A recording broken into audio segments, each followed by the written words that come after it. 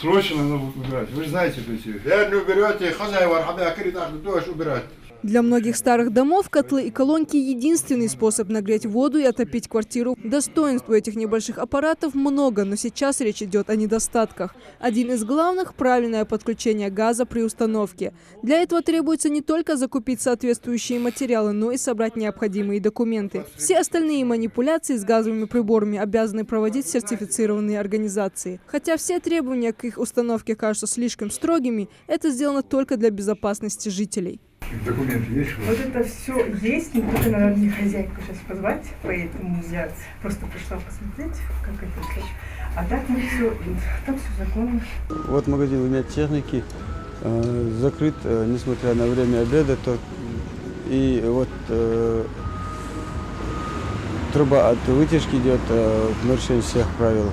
Мы видим, что там установлен двухконтурный котел, к которому у нас нет доступа уже. Серьезные нарушения в ходе обхода многоквартирных домов находят сотрудники технического обслуживания. Самые распространенные из них – установка нагревателей в однокомнатной квартире, а также в ванной или на балконе с отсутствием вытяжки. Проверить состояние оборудования во многих квартирах не представляется возможным. Работникам газовых служб тут не рады.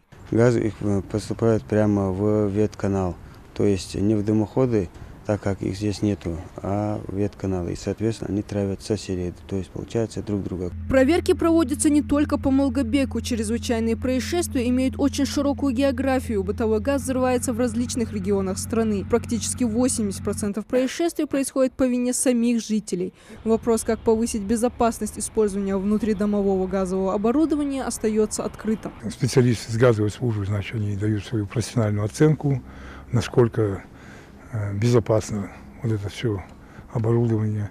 И в случае выявления, значит, несоблюдения правил эксплуатации газового оборудования, значит, газовая служба применяет свои штрафные санкции. Естественно, мы с ними еще проводим дополнительную разъяснительную работу о том, что надо неукоснительно строго соблюдать правила безопасной эксплуатации газового оборудования и газовых приборов жителями города, потому что к чему это приводит, мы прекрасно знаем по печальным событиям и в городе Магнитогорск, и в городе Ростов. Котлы и колонки позволяют не зависеть от поставщиков теплой воды и обеспечивают выгодную температуру в любое время года. Однако жителям многоквартирных домов сотрудники технического обслуживания снова напоминают, что лучше сразу установить оборудование правильно, чем подвергать себя и соседей опасности.